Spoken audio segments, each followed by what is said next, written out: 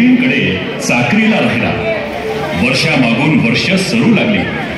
बानू खंडूला मुद्दाम शरीर कष्टाची कामे सांगू लागली. पण प्रत्येक वेळी देव मल्हारी तिच्या परीक्षेला खरे उतरले.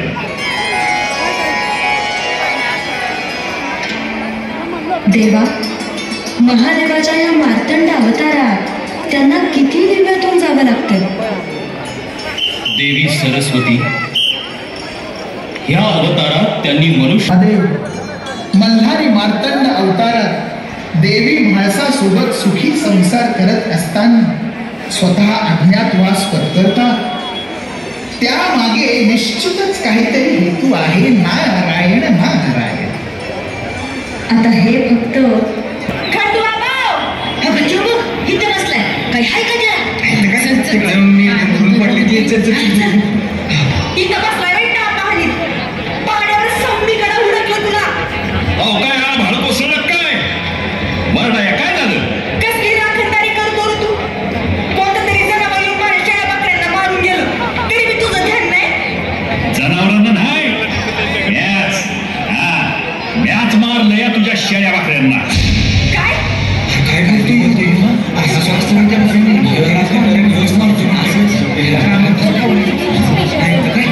बाबा अरखंड्या काय बोलतोस? अरे देवाची आण बाबा, मॅच मारलंय. आता तुला कसं सांगू? अरे पण त्या मुख्या जनावरांनी तुझं काय घोडं मारलं होतं? तुला चाकरीला ठेवून माझ्या या हाताने तुला भाकर करून खाऊ घातली. त्याचं हे असं पाप केलंच नाही तू. अरे कुठं भेटशील पाप? त्यांना मी लेकरासारखं जीव लावला होता रे, आणि तू त्यांना मारून टाकलंस.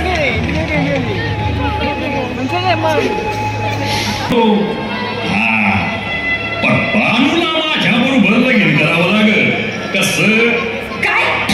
ए बाबा, अरे काय बोलतोयस तू? तुला ठाव आहे का?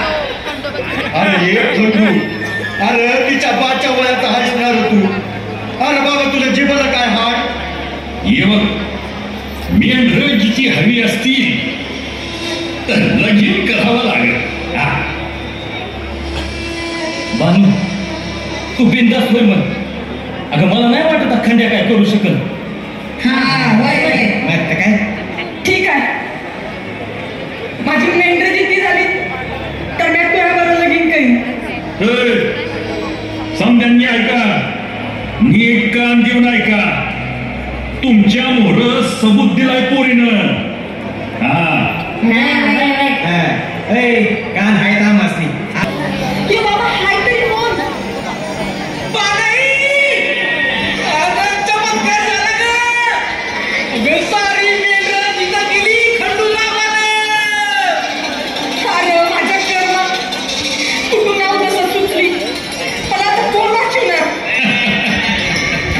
चेटूक बी नाही आणि भुताटकी बी नाही. या त्रिलोकावर घडणाऱ्या प्रत्येक गोष्टीचं कारण आहे मी. अरे खरंच की ना, चेटूक बी नाही आणि भूताटकी बी नाही.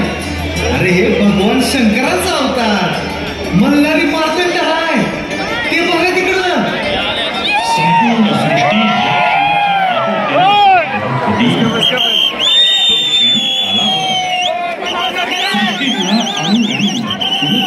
रोमांचित झाला होता. समस्त